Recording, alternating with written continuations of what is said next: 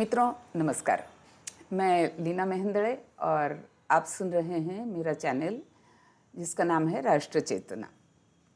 और आज मैं आपसे बात करने वाली हूँ एक हिंदू द्वेषी जो चला है अयोध्या में रामलला का दर्शन करने।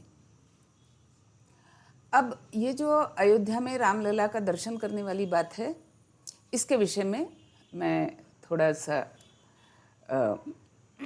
अपनी ओर से क्लियर कर दूं कि ये केवल सोशल मीडिया की सुनी सुनाई सुगबुगाहट है कि यह राम मंदिर जाने वाला है, इसलिए मैं ये पूरी बात कह रही हूँ। तो अगर ये राम मंदिर जाना चाहता है, अयोध्या में जाना चाहता है, रामलला के दर्शन करने के लिए जाना चाहता है, तो मुझे इसमें आपत्ति है। मुझे आपत्ति है, लेकिन मैं कौन होती हूँ? क्योंकि अगर रामलला चाहेंगे और जब रामलला आपत्ति नहीं करते तो मैं कौन होती हूँ? लेकिन मुझे किस लिए आपत्ति है ये मैं ज़रूर कहना चाहूँगी कि यह व्यक्ति अहिंदू है, हिंदू द्वेषी है और राम का भी द्वेषी है। कैसे, ये मैं समझाना चाहती हूँ जिस तरह से मैंने समझा है। अब पहली बात है कि अहिंदू होना। तो अब तक तो आप समझ ही गए होंगे कि मैं राहुल की बात कर रही हूँ, जो कांग्रेस का अघोषित अध्यक्ष है। और ये अपने आप को देश का भावी प्रधानमंत्री या एक प्रधानमंत्री पद का दावेदार बताते हुए ये कई बातें कर रहा है, कह रहा है, वगैरह वगैरह। इसलिए इस बात की चर्चा होना आवश्यक है। तो पहले आते हैं इसके अहिंदू होने पर। अहिंदू इसलिए कि इसकी माता क्रिश्चियन है, अहिंदू है। इसके पिता के पिता पारसी थे, अहिंदू थे। इस नाते इसके पिता भी पारसी हुए और यह भी पारसी हुआ, अहिंदू हुआ। अब चलिए इसके दादी के साइड से लेते हैं। तो दादी इंदिरा जी, उनके पिता जवाहरलाल, उनके पिता मोतीलाल, ये सारे कहने को तो हिंदू थे, उनके नामों से हिंदूपना ही झलकता है।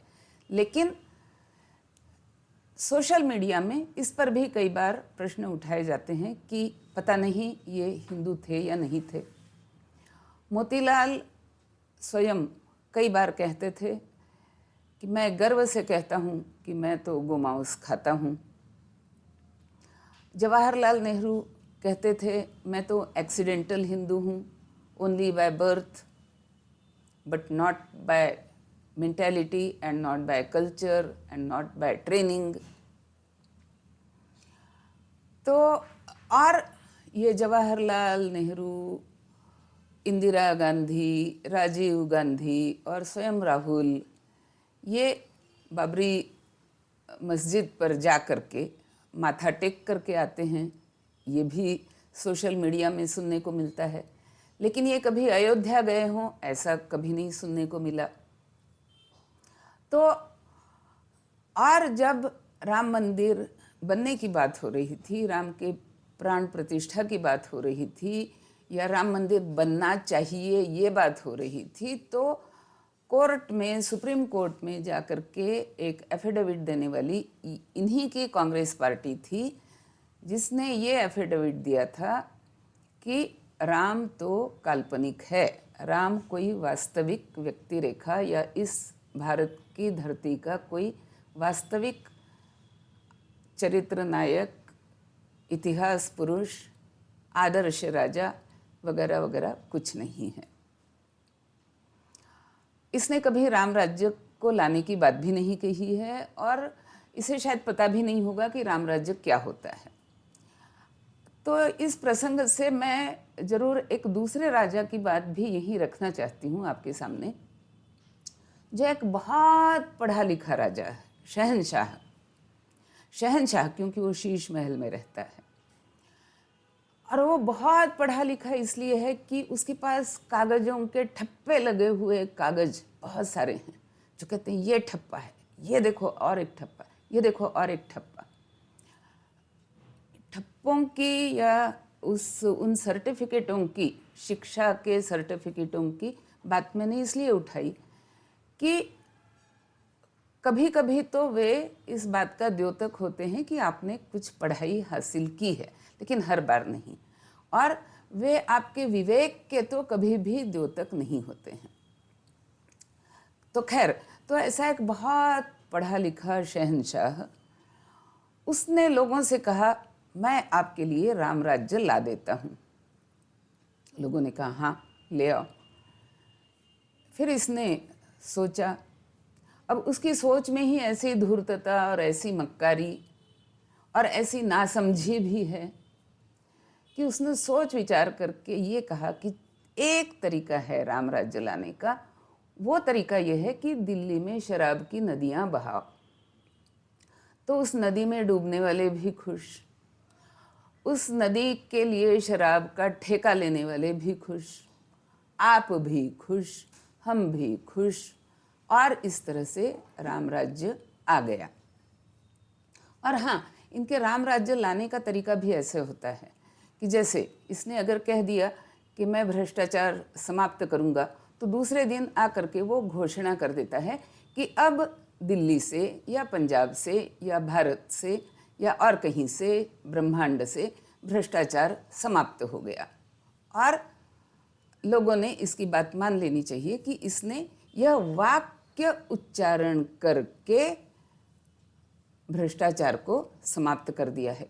क्या बड़ा ही जबरदस्त प्रभाव है इस व्यक्ति की वाणी में। तो खैर, ऐसे शहंशाह को हम छोड़ देते हैं, वापस इस दूसरे पर आते हैं। अब यह हिंदू द्वेषी भी है। कैसे? तो ये बात करता है कि जब हम सत्ता में आएंगे तो हम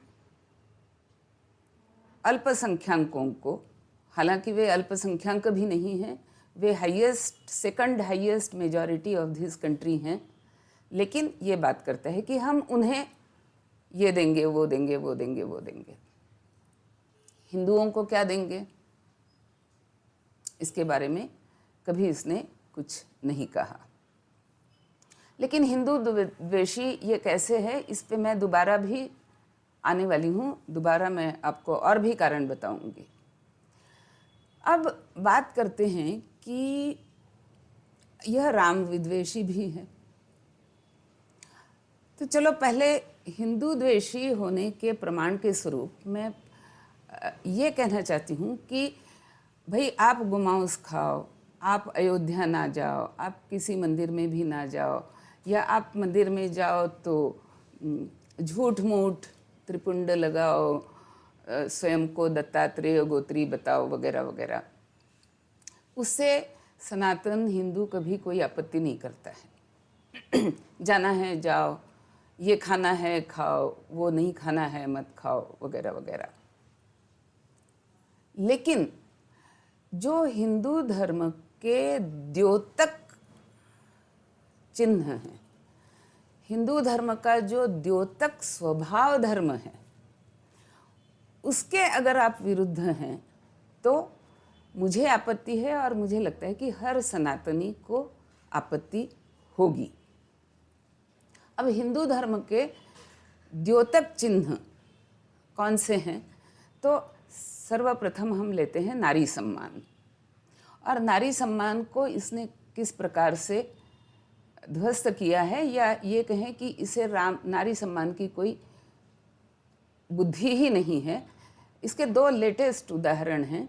एक, संदेश खाली में जो भयानक रूप से नारियों पर अत्याचार हो रहे हैं, सामूहिक अत्याचार हो रहे हैं और कई वर्षों से हो रहे हैं, वे जब उजागर होते हैं तो यह उस ममता के विषय में या तृणमूल के राज्य के विषय में एक भी विरोधी शब्द नहीं कहता है।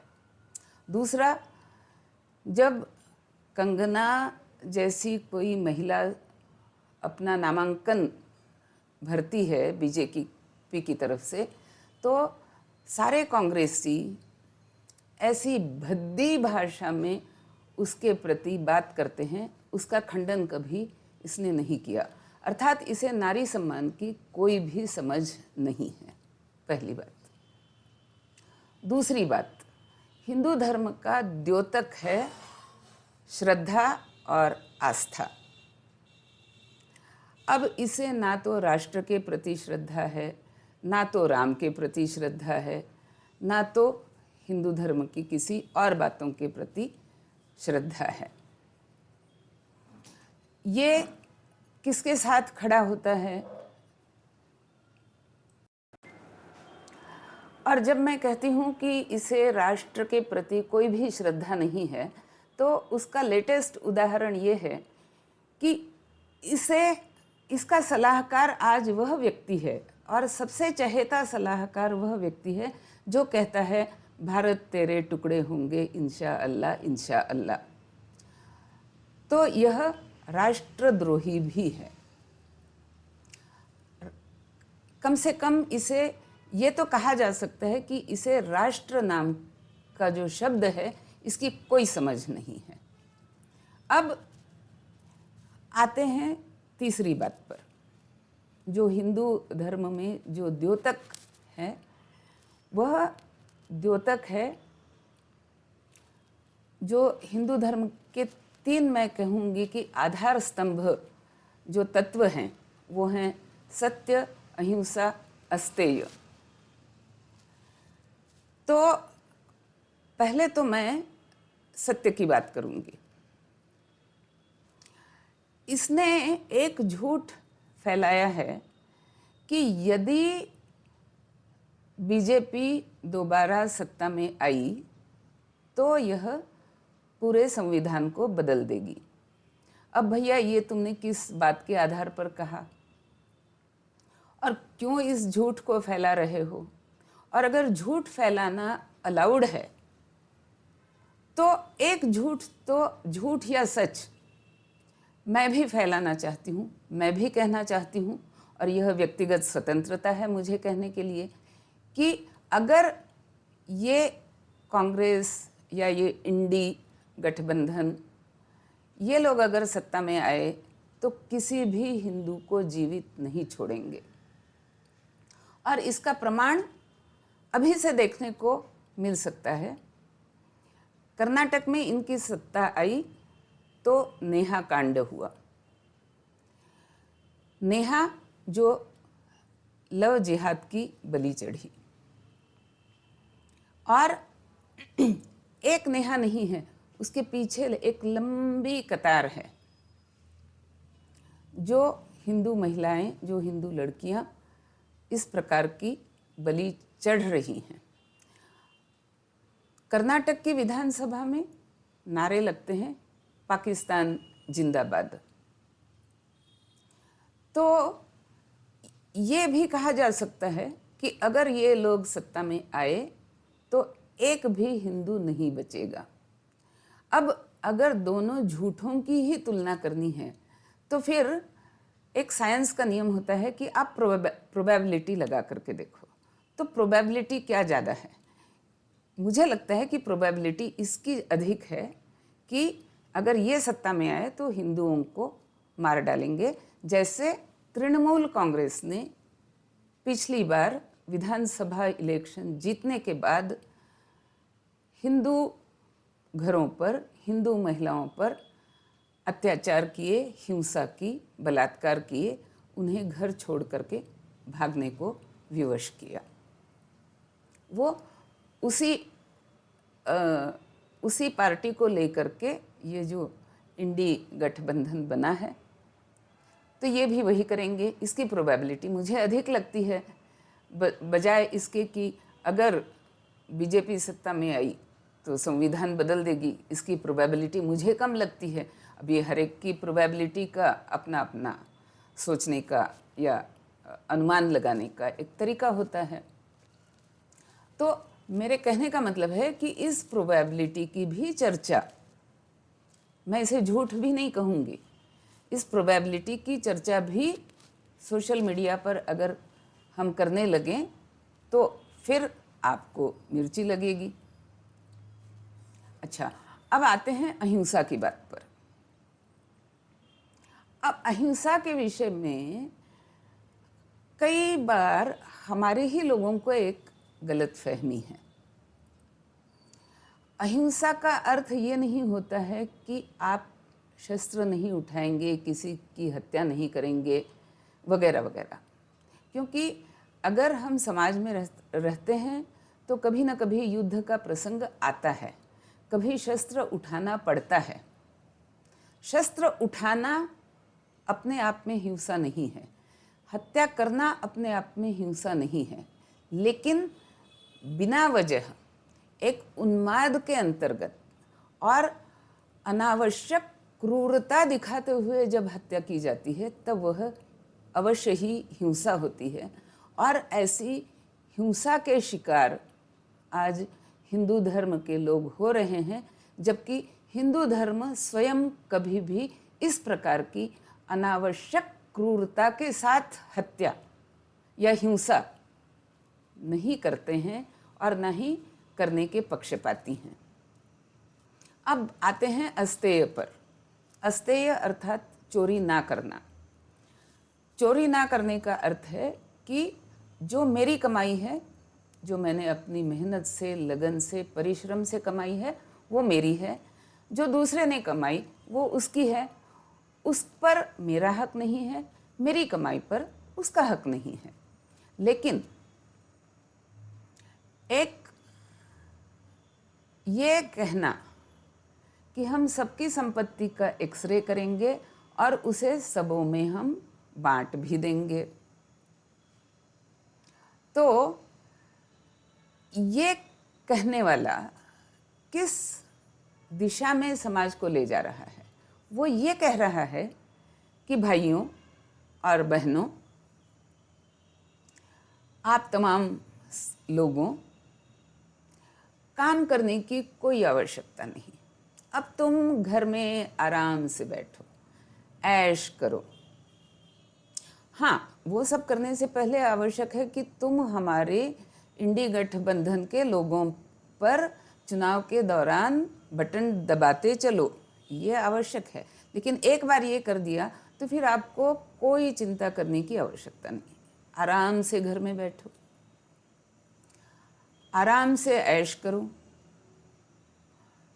चाहो तो शराब भी पियो, चाहो तो नशे भी करो, चाहो तो लूडो खेलो, है ना। और काम करने की कोई आवश्यकता नहीं, क्योंकि इस देश में कुछ गधे ऐसे रहते हैं जो काम करने में विश्वास रखते हैं। उन्हें सनातनी गधा कहा जाता है। वो परिश्रम करने में विश्वास रखते हैं, वे धन संचय करने में विश्वास रखते हैं, वे शुचिता में विश्वास रखते हैं।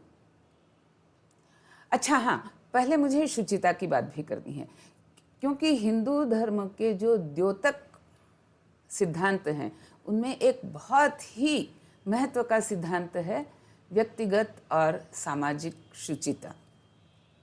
अब इस व्यक्ति की शुचिता को हम क्या कहें?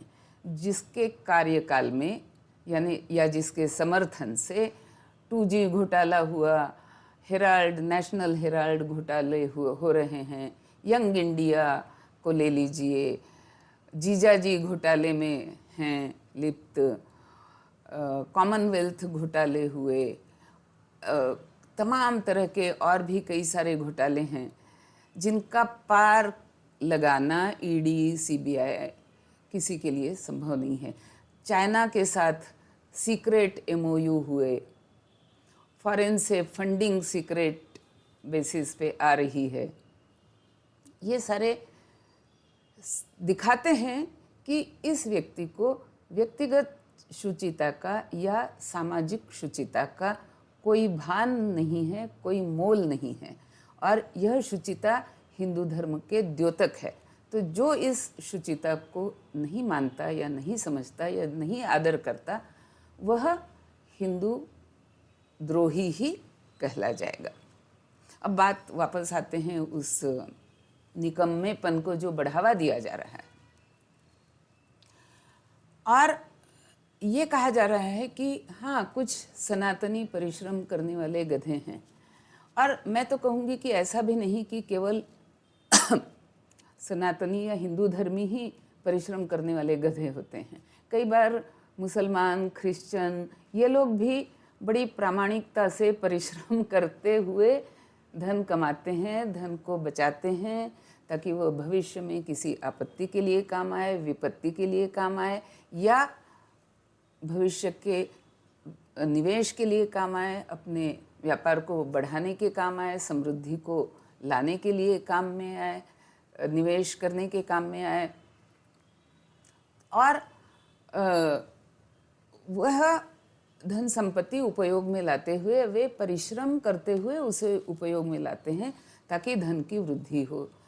तो ये कह रहे हैं कि आप निकम्मे निठल्ले बैठो, आराम करो, ऐश करो, ऐश के भागी, ऐश के हकदार तुम इसलिए हो क्योंकि तुमने हम पर बटन दबाया है। और जो हिंदू हैं उन्हें काट मारो। अगर वे बहुत बड़ी संख्या में हैं तो दूसरे उपायों से उन्हें काट मारो, जैसे कि 15 मिनट के लिए पुलिस हटा लो तो हम सबको काट मारेंगे।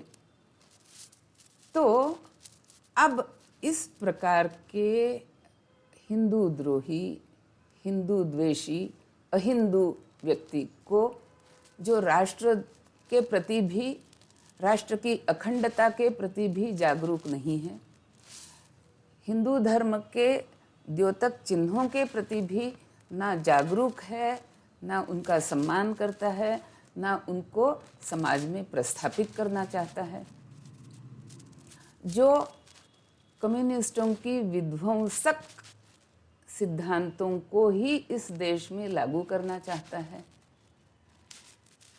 ऐसे व्यक्ति को राम जी के मंदिर में, अयोध्या में रामलला के दर्शन के लिए अगर ये जाता है तो मुझे आपत्ति है। लेकिन मैंने पहले ही कह दिया, अगर रामलला को आपत्ति ना हो तो मैं कौन होती हूँ आपत्ति करने वाली। आखिर में होई है वही जो राम रचि राखा। आप सबों को नमस्कार।